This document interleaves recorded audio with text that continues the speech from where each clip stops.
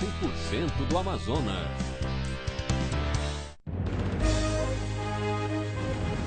Crefisa oferece Jornal Nacional.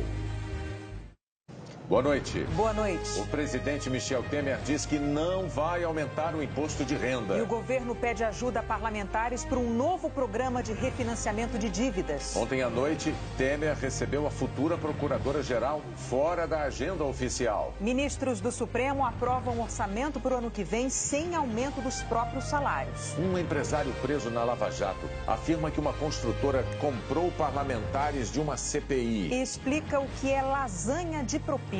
No Rio, um cidadão desiste de denunciar um assalto por causa do questionário interminável no 190. Qual o nome dessa loja? Qual o nome dessa loja de ar-condicionado que tem na esquina, você sabe, de carro? Não sei, Thiago. Então deixa pra lá, deixa pra lá. É melhor ele assaltar lá mesmo. Obrigado, viu? Boa sorte. A falta de tornozeleira impede o monitoramento de presos em São Paulo. O governo americano voltou a subir o tom contra a Coreia do Norte. O secretário de Defesa alertou: Kim Jong-un deve suspender qualquer ação que possa levar à própria destruição. O Jornal Nacional está começando.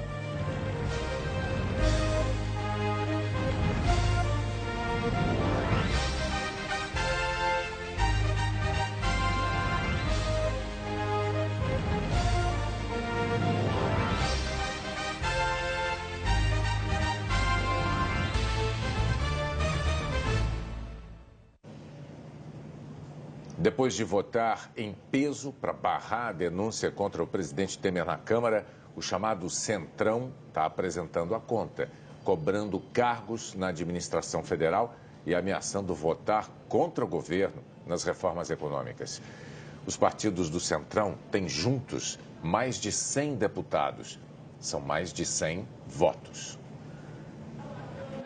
Os partidos do chamado Centrão, como PP, PR e PSD, querem mais cargos no governo e o comando do Ministério das Cidades, hoje com o PSDB. Os partidos do Centrão nem escondem.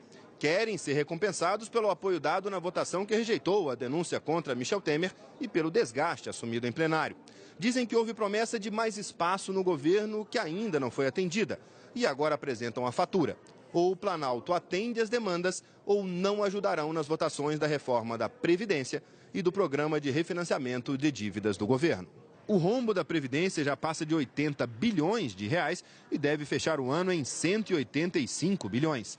O líder do PP, um dos partidos que compõem o Centrão, o deputado Arthur Lira, defende um tratamento diferenciado para quem tem apoiado o governo nas votações e ameaçou não votar se o governo não fizer um esclarecimento sobre a importância da reforma da Previdência. Enquanto não houver esse esclarecimento, enquanto não houver o engajamento do governo de tratar quem é base diferente de quem não é base, haver uma coordenação mais efetiva do governo. O governo hoje, Temer trabalha com 32 articuladores e ninguém articula nada. Não há uma pessoa responsável que venha, conduza e trate com os líderes, não tem hierarquia. Agora, nessas condições, o Partido Progressista não vota. Já deu muita parcela de contribuição nas costas dos seus parlamentares. Líderes do governo concordam que os aliados têm que ser bem tratados, mas acham que essa pressão não ajuda. Aqueles deputados que votaram pela continuidade do governo, obviamente agora, querem se sentir prestigiados. Então a base governista será tratada como base governista, mas sem faca no pescoço. Em meio a essa revolta de parte da base aliada, o governo tem pelo menos uma notícia para comemorar.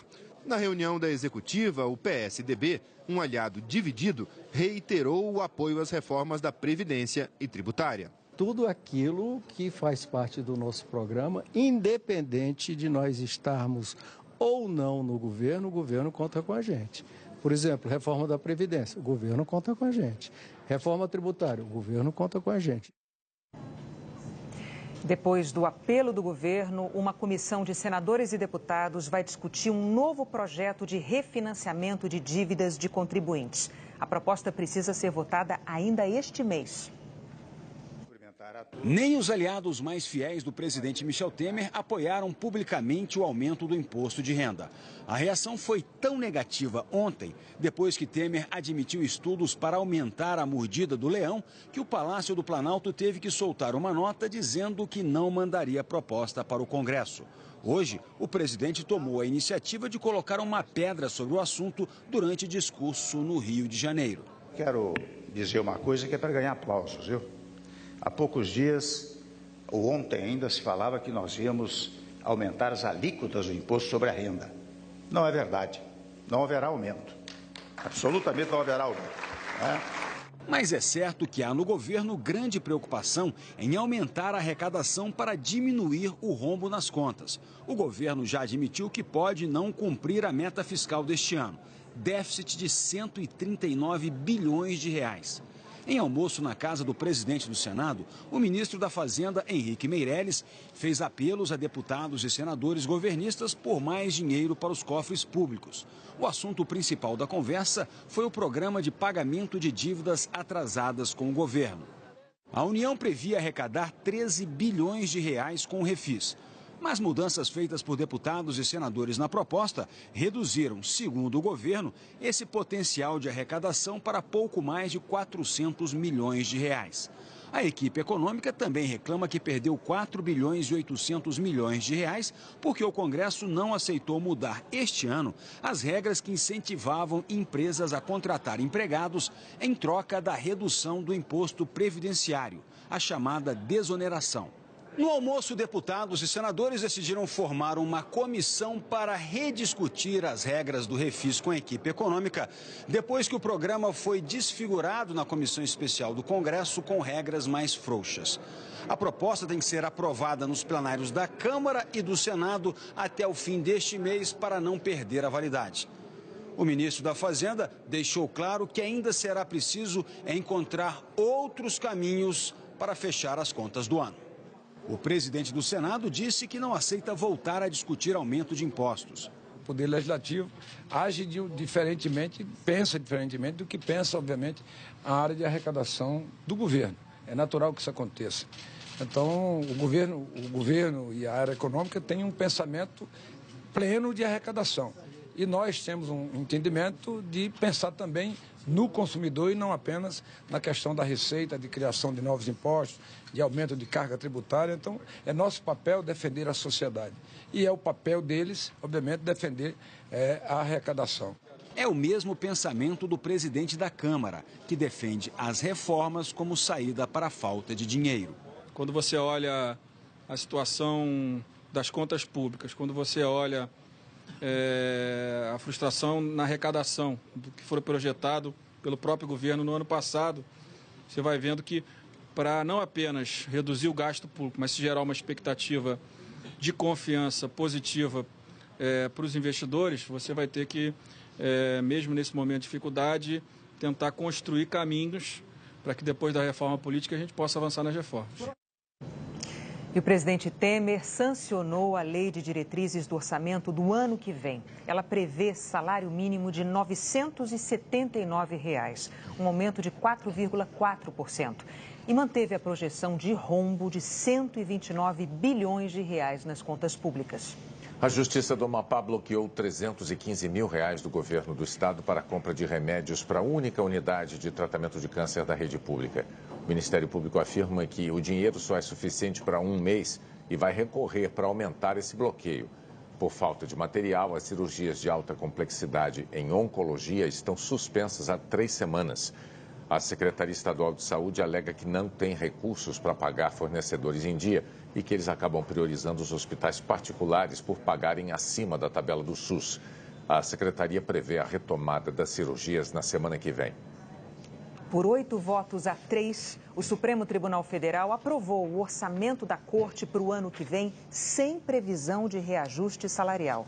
A maioria dos ministros considerou que o momento de ajuste nas contas do governo não permite incluir nenhum tipo de aumento na previsão de orçamento. O salário dos ministros do Supremo serve de teto para o funcionalismo público e qualquer aumento provoca um efeito cascata em toda a administração pública. O governo de São Paulo rompeu o contrato com uma empresa de tornozeleira eletrônica que monitora 7 mil presos.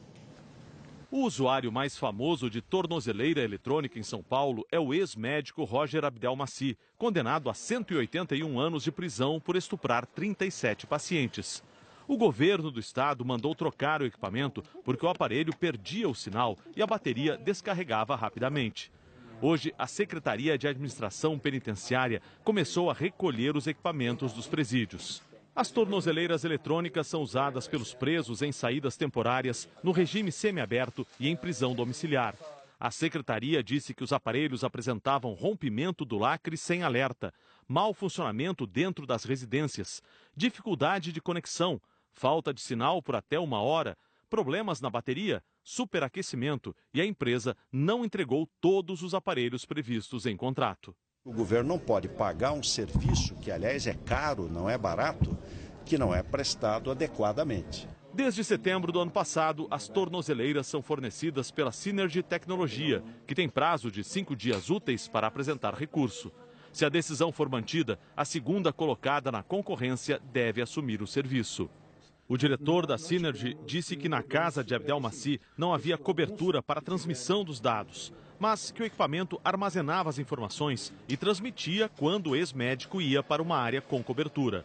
A empresa vai recorrer da decisão. Todo serviço que envolve tecnologia, você acaba tendo problemas, tá? São problemas pontuais que são solucionados. Já monitoramos aí mais de 20 mil sentenciados, estamos presentes em mais de 6 estados e nunca tivemos uma rescisão da forma que está sendo feita. A decisão foi tomada poucos dias antes do Dia dos Pais, no próximo fim de semana, uma das datas em que um grande número de presos deixam os presídios para saídas temporárias.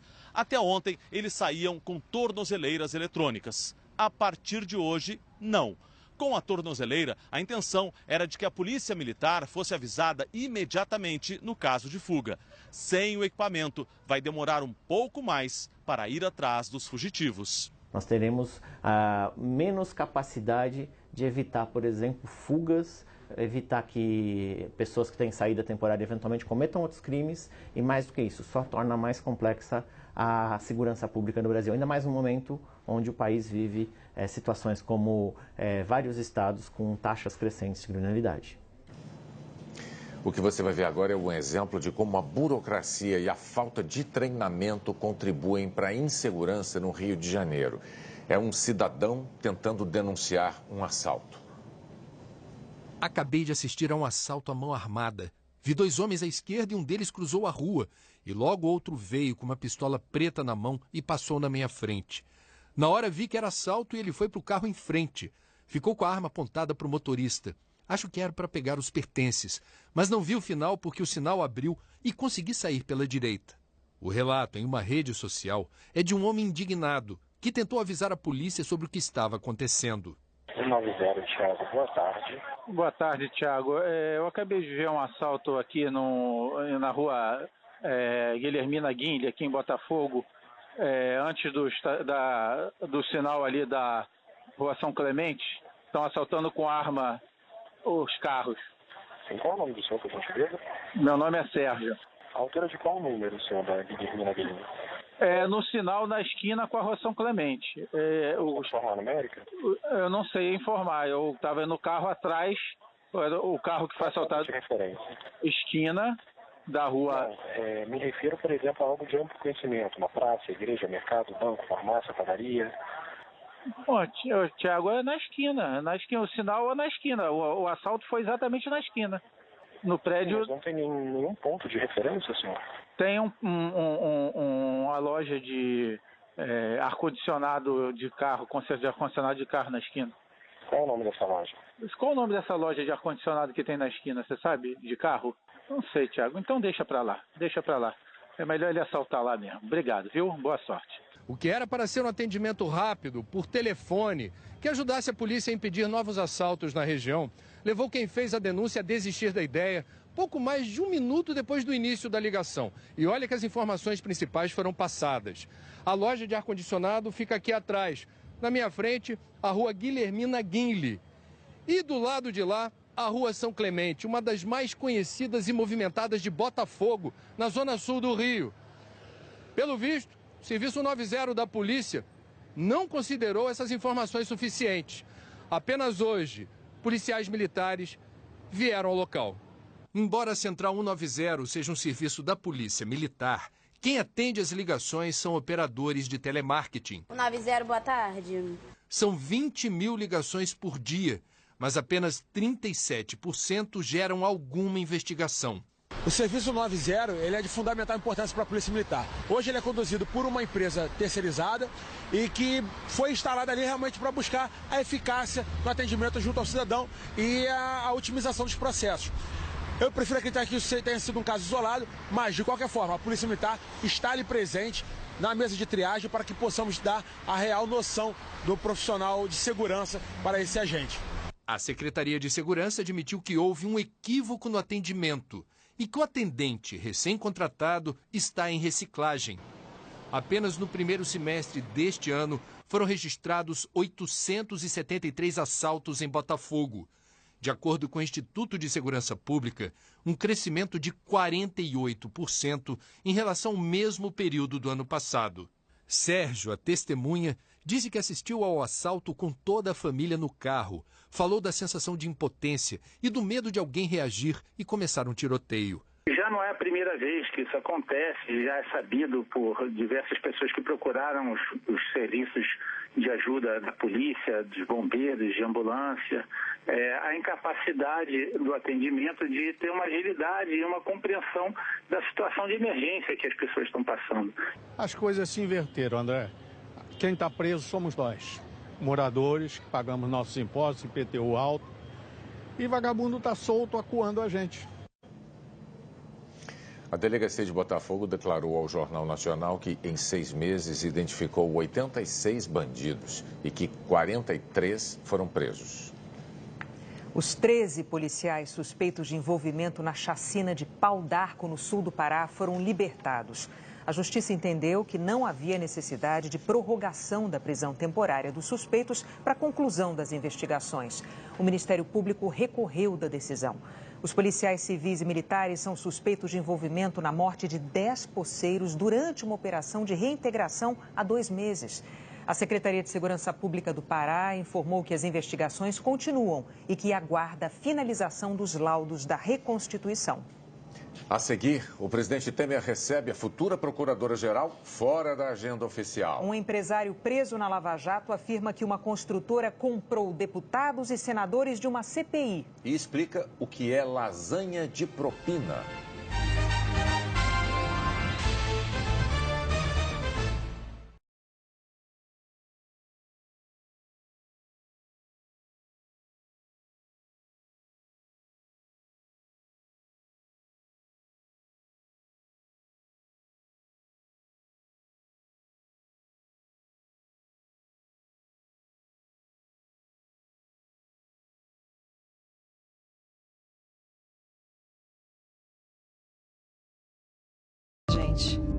Hoje, a força do querer.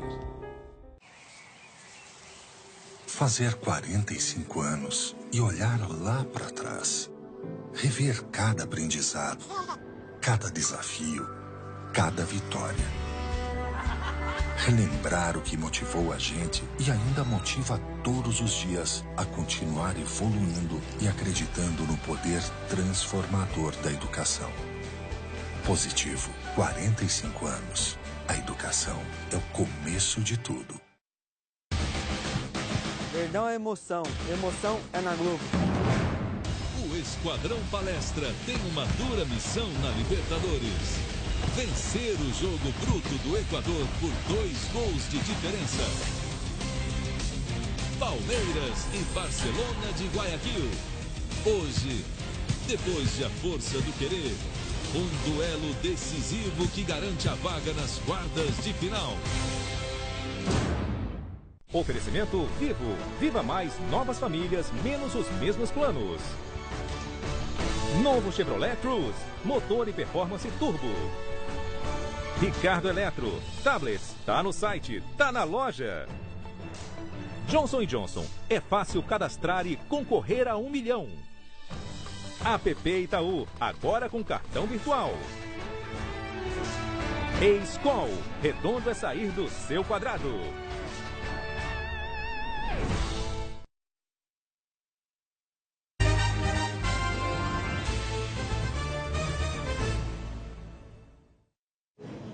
Um empresário preso na Lava Jato descreveu em detalhes como funcionava um dos esquemas bilionários de corrupção nas grandes empreiteiras do país.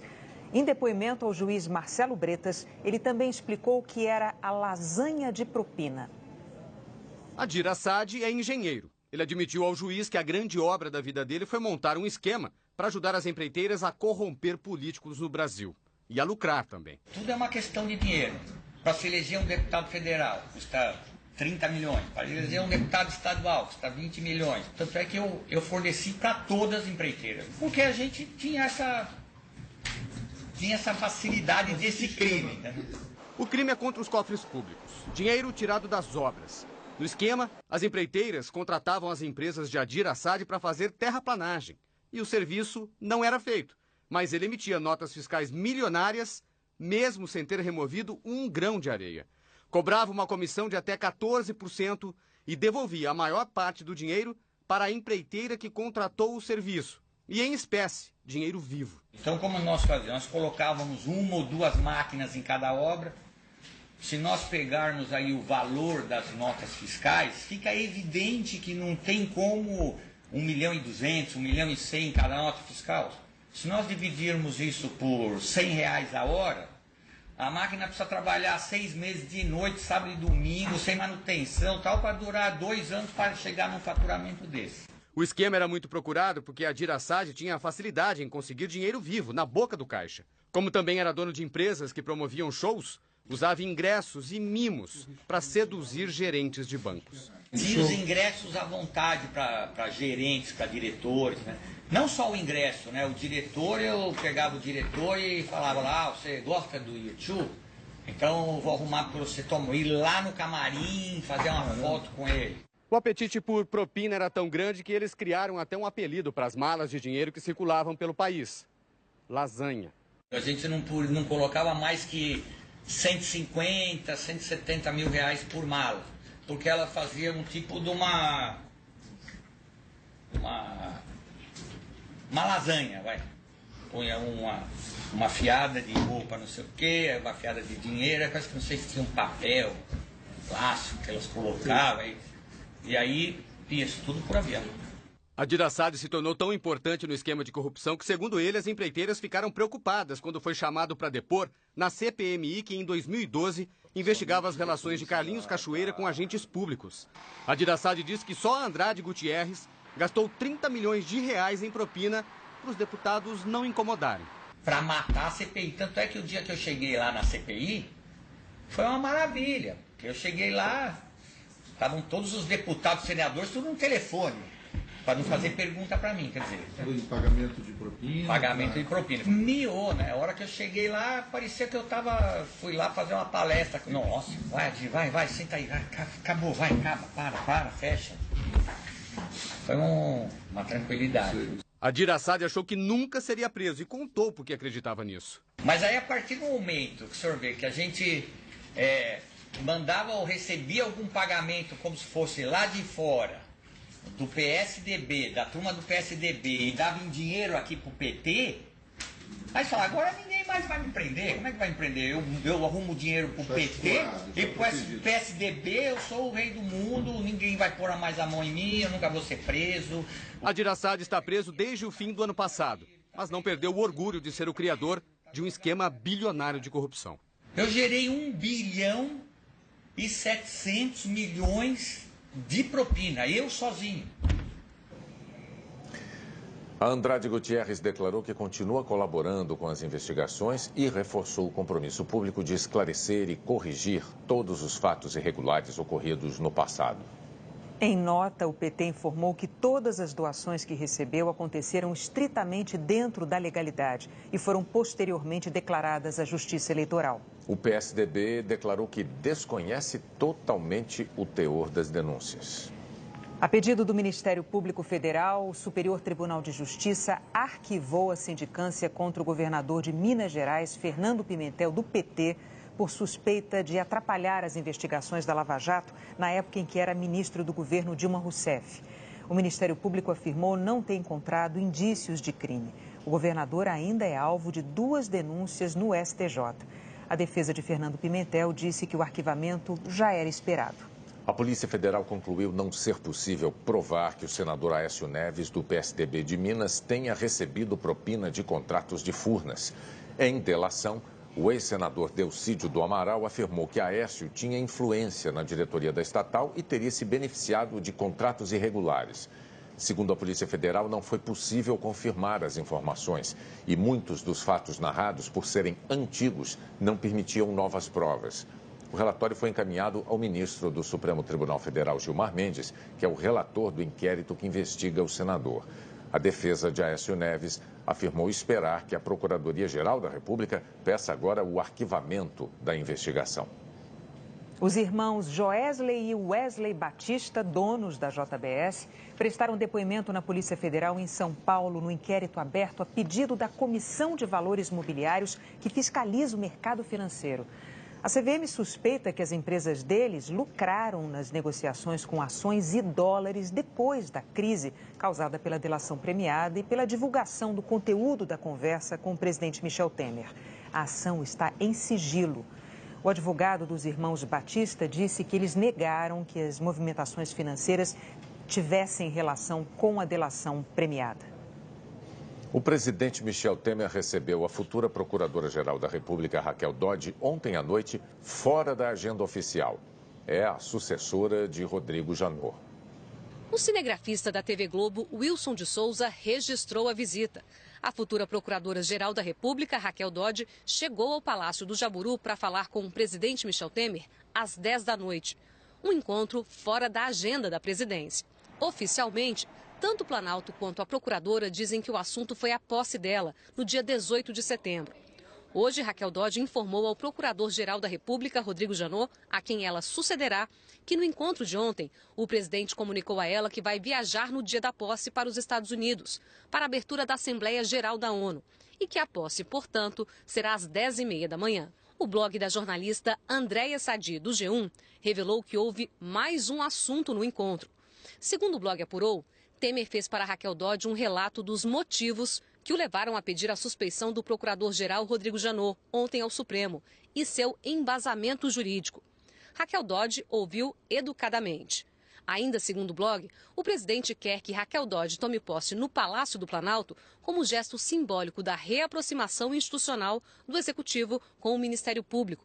Ou seja, seria esse o objetivo, mostrar que houve, apesar dos processos em curso, mudanças no relacionamento das duas instituições, a Procuradoria e a Presidência, depois de meses de briga de Temer com Janot. O blog também apurou que o encontro fora da agenda teve ainda o efeito de passar uma mensagem ao Congresso de que as pontes da classe política com o Ministério Público serão restabelecidas. Com o pedido de suspeição, a defesa de Temer quer Janot fora da investigação contra o presidente, alegando que o procurador extrapolou limites legais e tem ideia fixa de acusar o presidente. Não há prazo para esse pedido ser analisado. O relator da Lava Jato no Supremo, o ministro Luiz Edson Fachin, pode decidir sozinho ou levar o pedido de suspeição ao plenário do Supremo. A ofensiva faz parte da estratégia da defesa, que se prepara para enfrentar uma nova denúncia de Janot contra Temer. A procuradora Raquel Dodge não se manifestou sobre as informações publicadas pelo blog da Andréia Sadi. O Palácio do Planalto reafirmou que o encontro com a procuradora foi para tratar da posse dela. Depois da deflação em junho, os preços voltaram a subir em julho, em média 0,24%. Alimentos e bebidas continuam em queda, mas não compensaram as altas no transporte e na conta de luz. A inflação acumulada desde janeiro é de 1,4%. A essa altura do ano passado, a inflação estava em quase 5%. O Brasil criou 35.900 vagas de trabalho com carteira assinada em julho.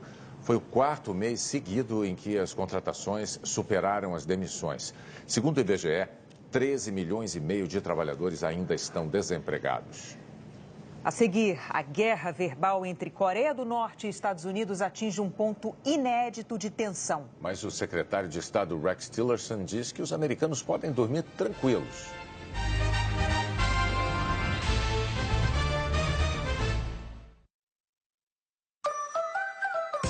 Seu pai merece o melhor e a 1001 é o lugar perfeito para encontrar tudo para presentear seu pai. Confira! Churrasqueira elétrica, R$ 79,90. Aquecedor de ambiente, R$ 68,90. Conjunto de ferramentas, R$ 49,90. Aproveite também. Ducha 8 temperaturas, R$ 54,90. Tinta Nova Cor 18 litros, R$ 199,90. Adquira Trimania Cap, contribua com a instituição Bethesda do Hospital Bethesda e no próximo domingo concorra a uma premiação imbatível, incrível, sem igual, como seu pai. É a Trimania Especial Dia dos Pais. Mais de 500 mil em prêmios. São 3 prêmios de R$10 mil. Um no primeiro, um no segundo e um no terceiro prêmio. E 500 mil no quarto prêmio. E mais 10 prêmios de R$2 mil pelo Giro da Sorte. Trimania Especial Dia dos Pais. Mais de R$500 mil em prêmios. Realização Instituição Bethesda do Hospital Bethesda. É amanhã. Dia Explosivo Condor. Ofertas irresistíveis. Leite longa vida a partir de R$ 1,87. Arroz grão de campo R$ 8,98. Café Iguaçu R$ 6,98. Leite condensado Colônia Holandesa R$ 2,55. Farinha de trigo Sudoeste R$ 6,98. Omo 2 quilos, compra a segunda unidade por R$ 9,74. Paleta ou assim bovino com osso R$ 10,98. Antártica Sub-Zero R$ 1,58. Beba com moderação. Dia Explosivo Condor. É amanhã. It's all the same.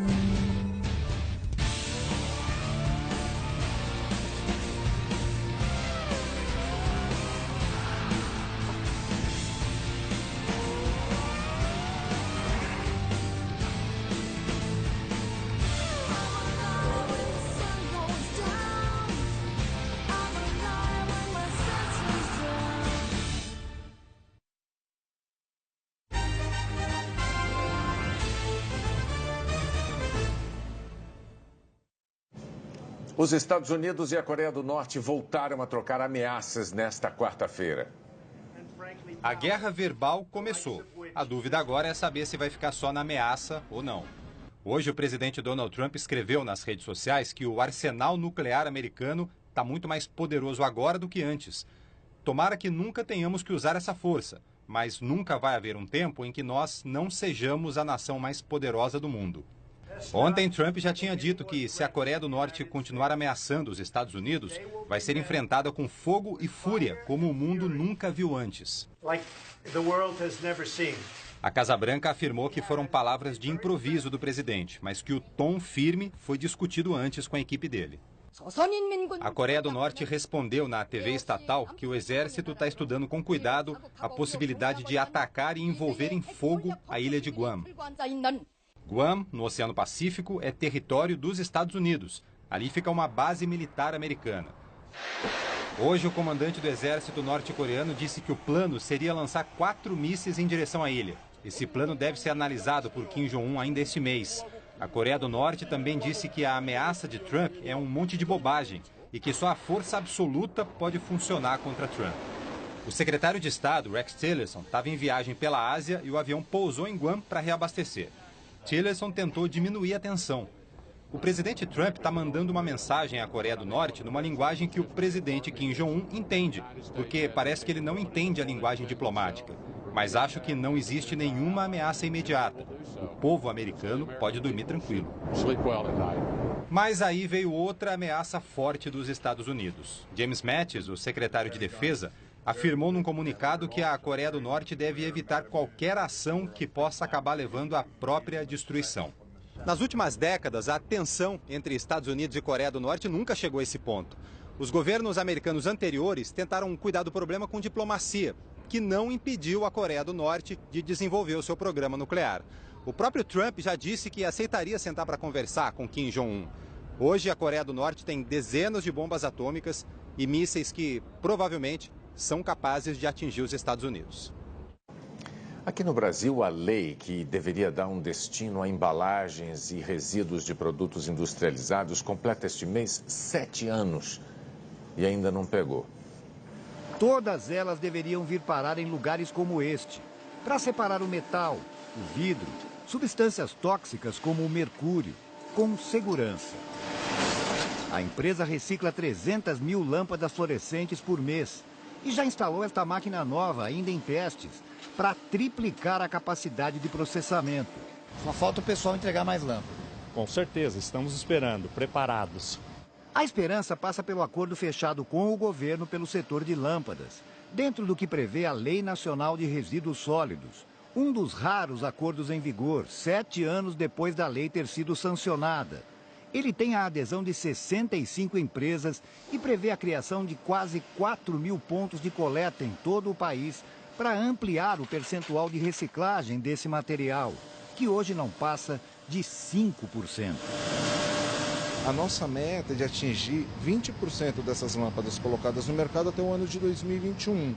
A falta de acordos com outros setores só agrava o problema dos lixões, que as cidades, pela lei, precisam eliminar. Não há quase nada decidido sobre eletroeletrônicos, medicamentos, embalagens. A chamada logística reversa, em que fabricantes e distribuidores se responsabilizam pela coleta. Nós estamos saindo de um sistema irregular, de um sistema inadequado e precário, que mata gente todo ano, e queremos ir para um sistema avançado. Isso tem um custo que precisa ser justamente remunerado por todos os usuários. Calculando assim, sem exagero, qual o consumo de leite de uma família de 4 pessoas? 1 litro por dia? 7 por semana, 30 por mês, e um ano 365. Esse foi o recado que um grupo de ativistas aqui de São Paulo trouxe para uma empresa responsável por esse montão de vasilhames. 2 representantes foram recebidas. Junto com os sacolões, entregaram uma carta com elogios ao leite. Só ao leite. A gente é um consumidor satisfeito com o produto, mas não com a embalagem. E que eles se ocupem efetivamente da reciclagem desse material que eles estão pondo no mercado, ou que eles troquem o material por um material menos nocivo ao meio ambiente, como o vidro, por exemplo. É uma responsabilidade de todos, né? Hora da previsão do tempo. Eliana Marques, boa noite. Você já tinha dito ontem que hoje ia esquentar, mas a gente quer saber por que esquentou tanto. Boa noite para você, Renata, Bonner e a todos. Olha, poucas nuvens, bastante sol. Rio e São Paulo tiveram temperaturas de verão no inverno. No Rio fez mais de 37 graus, a maior temperatura desde 10 de março. Em São Paulo fez mais de 29 graus, a tarde mais quente desde 11 de abril. As duas estavam na pré-frontal, quando uma frente fria se aproxima. Aí ela intensifica os ventos de norte, noroeste, esses ventos são mais quentes. Mas depois que a frente fria passa, ela vira os ventos que sopram do mar. Isso explica a queda de 11 graus no Rio amanhã, que pode ter chuva a qualquer hora. Em São Paulo, queda de 8 graus. Em Curitiba, esfria também, mas em João Pessoa, calor com chuva fraca. Em Rio Branco, 37 graus. No norte pode chover em grande parte da região. No nordeste, só no norte do Maranhão e do litoral do Rio Grande do Norte até o de Sergipe. No centro-oeste, chuva isolada no noroeste de Mato Grosso. O tempo bem seco e quente ainda predomina. No sul, volta a chover na fronteira oeste do Rio Grande do Sul e tem previsão de chuva do litoral do Paraná até a região dos Lagos, no Rio. Destaque para uma pista de ventos, essa aqui, que pode provocar rajadas do Rio de Janeiro até o Rio Grande do Sul. E pode ter ressaca intensa também até o litoral capixaba. Ainda por cima, tem a lua cheia que aumenta a maré. Renata. Tem virada no tempo. Obrigada, Eliana. Boa noite. Hoje tem jogos decisivos pelas oitavas de final da Libertadores. O Galvão Bueno está na Arena Palmeiras. Boa noite, Galvão. Boa noite, Renata. Boa noite, William. Boa noite a todos. Eu estou aqui na Arena do Palmeiras. Por aqui começam as emoções. Aliás, noite de muitas emoções mesmo. Pela Copa Libertadores da América e pela Sul-Americana. Aqui, em São Paulo, o Palmeiras enfrenta o Barcelona de Guayaquil do Equador. Primeiro jogo, vitória do Barcelona por 1-0. O estádio vai lotar, o movimento lá fora está muito grande. O Palmeiras precisa por uma vitória por 2 gols de diferença. Uma vitória por 1-0, leva a decisão para os pênaltis. Vai precisar de muita paciência da torcida e do time em campo. Vamos dar uma olhadinha no Mineirão, em Belo Horizonte, porque lá o Atlético Mineiro joga com o Jorge Wilstermann. Vamos dar aí já imagens do Mineirão, casalzinho namorando, e a situação é a mesma. Primeiro jogo, o Atlético Mineiro perdeu fora de casa por 1-0, precisa de uma vitória por 2 gols, 1-0 apenas leva a decisão para os pênaltis. Esses os 2 jogos de hoje da Libertadores. Agora vamos dar um pulinho lá na Ilha do Urubu, no Rio de Janeiro, Ilha do Governador, onde o Flamengo joga pela Sul-Americana. Olha, e joga numa situação muito mais confortável. Ganhou fora de casa do Palestino, primeiro jogo por 5-2. Pode perder por 3-0, pode perder por 4-1, que passa de fase. Então, muitas emoções, vamos acompanhar tudo isso. Mas o William, Renata, olha só que coisa curiosa. Nós já temos 2 times argentinos classificados, o River Plate e o Lanús. E o São Lourenço tenta a classificação amanhã. O Grêmio está se classificando, está para terminar o jogo, está se classificando. Amanhã, obrigatoriamente, sai mais um brasileiro classificado no confronto de Santos e Atlético Paranaense. Então, se Atlético Mineiro, Palmeiras passarem hoje e Botafogo passar amanhã, a Libertadores vira um grande campeonato de Brasil e Argentina. Quartas de final, 8 times, 5 brasileiros e 3 argentinos. Aí o bicho pega. É bom que aumenta a emoção, Galvão. Brasil e Argentina é sempre ótimo. Boa noite. O futebol é logo depois de A Força do Querer. Em seguida, tem o Profissão Repórter e o Jornal da Globo. Boa noite para você. Boa noite, até amanhã.